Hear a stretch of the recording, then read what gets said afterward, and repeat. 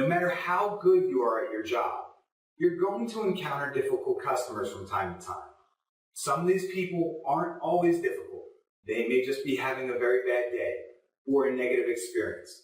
Other people never seem to be easy to work with. The key to dealing with all of these difficult customers is to first understand what type of difficult customer they are and then use the appropriate approach. Now, typically there are 6 main types of difficult customers. They are the following. The nice person. Some people just don't know how to disagree or even say no when they want to. They may make a purchase or commitment they later regret and or back out of. They can also lead you to believe that you've almost made a sale when they were just being nice. Number 2, quiet types. There are customers who simply don't feel comfortable asking questions or sharing their opinions. It can be difficult helping someone who never says more than yes or no to any question. Number 3, schoolyard bullies. Bullies aren't just found in schools. These customers are quick to anger, highly critical, impatient, and often verbally abusive. Number 4, the wait and see types. These people are the ones that don't want to make a decision. You may spend hours working with them only to have them put off making a choice. Number 5, the know-it-all. We've all met these people. They know everything about everything, including how to do your job. Their attitude is often accompanied by rudeness. Then lastly, number 6, we have the nothing's ever good enough types. You can't please everyone, but these people can simply never be pleased. They find something negative to say about everything, and they want to complain constantly. Now, with the first 2 types, the nice person and the quiet types, you should work on forming a relationship with them. You may want to ask them conversational questions to put them at ease, then move on to more open-ended questions that will get them talking more. Similar strategies work with the wait and see types. Expect that you'll need to question them about why they're hesitating and figure out ways to help them overcome these reservations.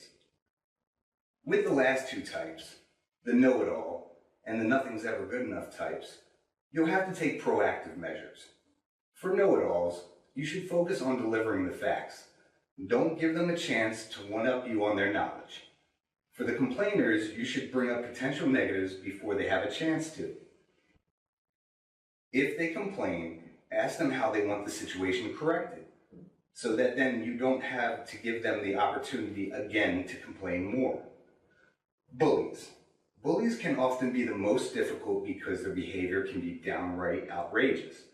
You should never argue or fight with a bully since that's all they really want. Instead, force yourself to remain calm and rational. If the situation starts to get out of control, you should call for support from a coworker or your supervisor. Anger. Anger refers to an internal state, a feeling, experienced by the person in question. An angry person experiences physiological changes, some invisible and some visible. When dealing with people's anger, it is very important to remember 2 things. Number 1, people choose their own emotional states. Their feelings of anger or any other feeling belongs to them. It isn't your responsibility. Your only responsibility when dealing with angry or irate customers is to ensure that you don't knowingly or unknowingly do something they choose to take as anger-provoking. And number 2, we need to accept the fact that people get angry. They have a right to be angry.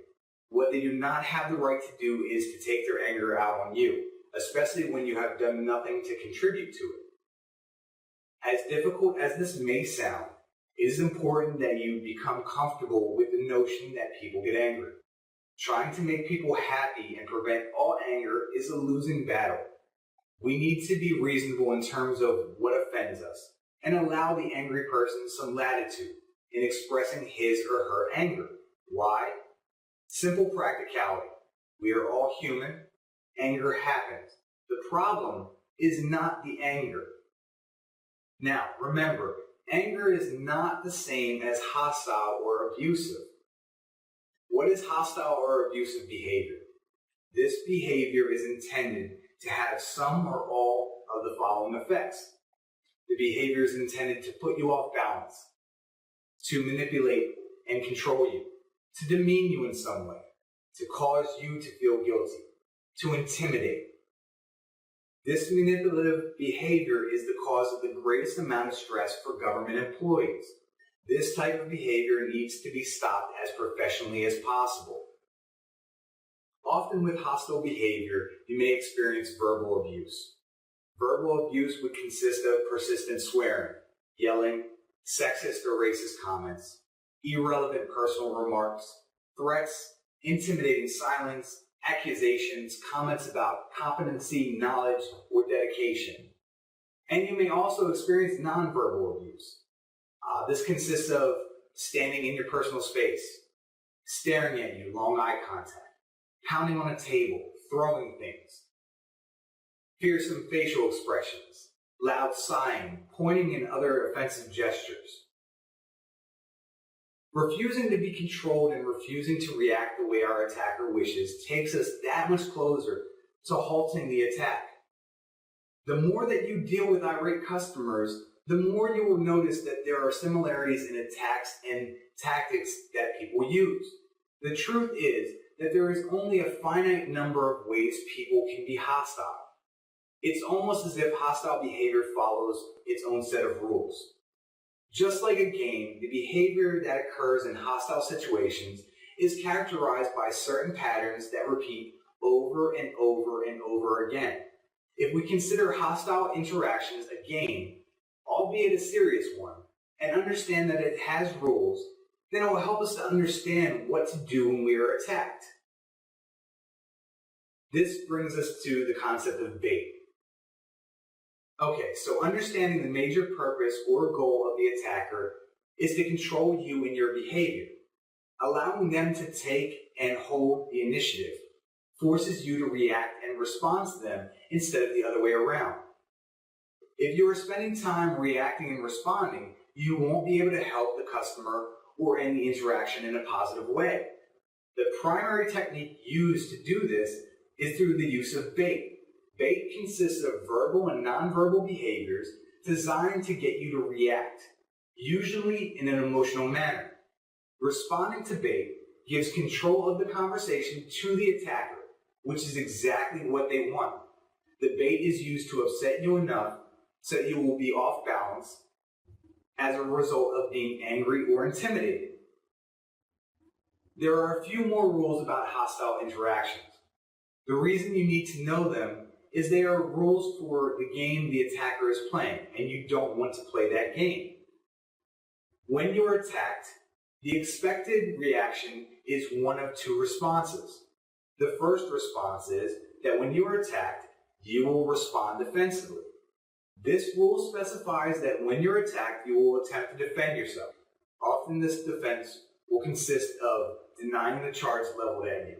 Common defensive responses could include, I only work here. I try to do the best I can. We are short-staffed. I am treating you fairly. I know what I'm doing. We didn't lose files. Now you'll notice defensive statements almost always have the word I in them or the word we. And then the response to is this: when attacked, you will counterattack. This rule specifies that when attacked, you will counterattack, making remarks or comments about the attacker. Common remarks could be, you have no right to talk to me like that. You don't know what you are talking about. It's too bad your parents didn't teach you manners. Now you'll notice, counterattacking remarks almost always contain the word you in them, although sometimes the you can be implied based on the statement. The two rules above define what the customer expects from you, according to the game the customer is playing.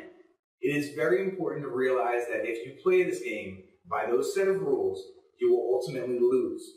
You will lose time, and you will encourage the attack to continue. So, in summary, remember to stay away from responding to bait. Avoid responding with defensive statements. Avoid counterattacking. So, this brings us to what the customer wants. So what does the customer need and want?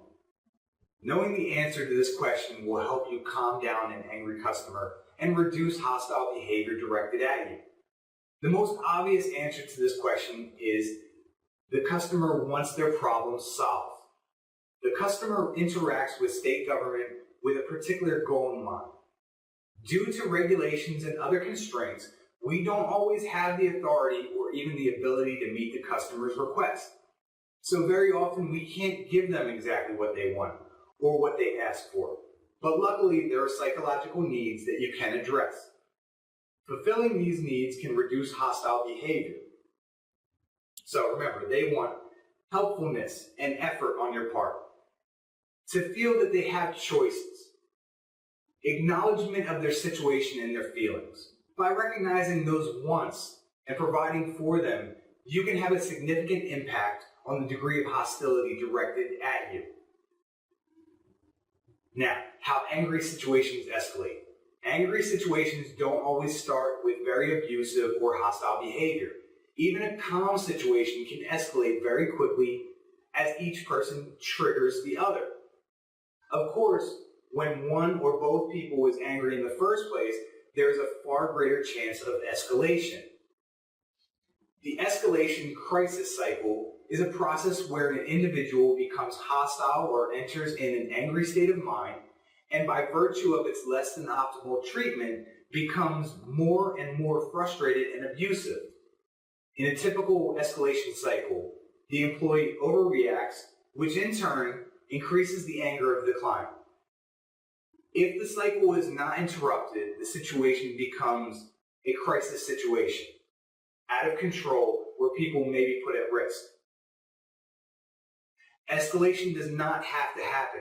It is important that you are aware of your own behavior in contributing to this cycle. In many cases, the cycle can be stopped provided the employee steps back from the situation, handles it professionally, and does not get sucked into arguments or other behavior that will contribute to the cycle. What is important is that you are able to stop or prevent escalation right from the beginning.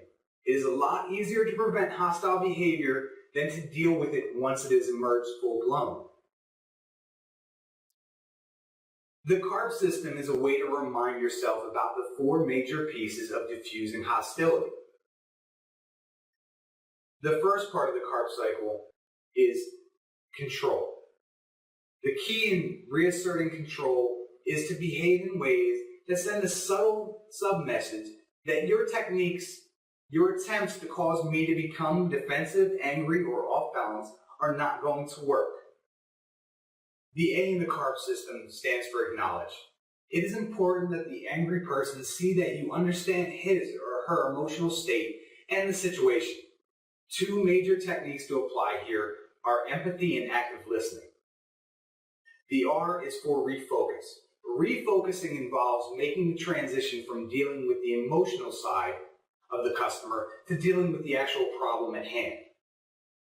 And then lastly, we have problem solve. Problem solving involves actions like getting and giving information, suggesting possibilities, and appearing helpful, offering choices, and of course, following through. Principles of diffusing. Number 1, deal with the feelings first. You must deal with the anger and frustration first. A lot of times customers just want you to listen to them before you actually get into the problem. Number 2, avoid coming across as bureaucratic. Typically, government and government employees are seen as unfeeling and uncaring. And also remember to avoid objectification. Number 3, each situation is different. There is not a one-size-fits-all approach. You must use your judgment and experience to find the right approach. Number 4, strive to control the interaction. Without controlling the situation, you can't accomplish anything. Number 5, begin diffusing early. It's easier in the earlier stages. Number 6, be assertive, but not aggressive or passive. Now there are 6 steps to assertiveness. Remember to shelve your feelings, suspend all your judgments, gather information, focus on the facts, acknowledge their emotions, and take ownership and solve the problem. Number 7, If you lose control of yourself, you lose. Number 8, don't supply ammunition. Remember to control your body language, tone, facial expressions. Remember, there are other tactics to help you when dealing with irate or hostile customers. Tactic number 1, remember to identify your own triggers. The importance of understanding your own triggers, the things that drive you nuts. The first step to improving self-control is identifying the triggering behavior that gets to you. Just understanding what they are, you will get better at avoiding the triggering process. Examples of different triggers that you could have could be somebody's tone of voice, whether they sound whiny, or they're yelling, or patronizing, sarcastic. It could be the content of their comments. They could be comments that are sexist or racist, uncaring, suggestions that government people are lazy, incompetent, uncaring. Also, another triggers could be specific words or actions. Pounding on a desk or a counter, waving their arms, pointing, waving a finger in your face, ripping up paper, throwing things, slamming doors. These are all different examples of things that could trigger you into an emotional state. So, when a person gets triggered, they tend to react quickly and with little thought. This is why loss of control is so dangerous. These immediate, automatic responses are almost always the incorrect ones, which typically escalate the situation. Tactic number 2, slow down your responses. Remember, if you allow yourself to get triggered, you tend to respond quickly and without thinking, which usually escalates the situation. This tactic involves learning how to delay your responses so the initial gut response doesn't occur. Tactic number 3, take a timeout. When you feel yourself getting upset or you hear yourself starting to use an impatient tone, arrange a brief timeout. Take a moment to look for a file or check a regulation or do something else that gives you a break from the actual interaction. Whether you deal with customers in person or on the phone, how you begin a conversation will affect how the customer treats you. First impressions are hard to change. If the other person concludes that you are cold or distant or bored or uninterested, uncaring or unhelpful, their level of anger will escalate almost immediately. Customers develop these perceptions very quickly. Project a positive image as the customer approaches you, or in the first few sentences. Just as important as a positive, helpful image is that you take control of the conversation early. And finally, you want your customer to know that you recognize them as an individual and not just another customer. So remember the importance of the greeting, your eye contact, your posture, your tone of voice, the content of your words. While we would like people to like us and not be angry with us, if we choose the goal of stopping all anger, we're bound to be disappointed. We try to make our customers happy, but the truth is that many government jobs involve giving bad news that is going to make people unhappy. Remember, anger is a feeling that belongs to the other person. It's impossible to stop a person from having feelings. Our focus should be on diffusing efforts on reducing the amount of hostile verbal and nonverbal behavior. Hostile or abusive customers are trying to manipulate and control you and your decision making. We need to provide leeway for people to express their anger, providing it is not demeaning, insulting, or manipulative. We can't react to every 4-letter word, twitch, or raised voice.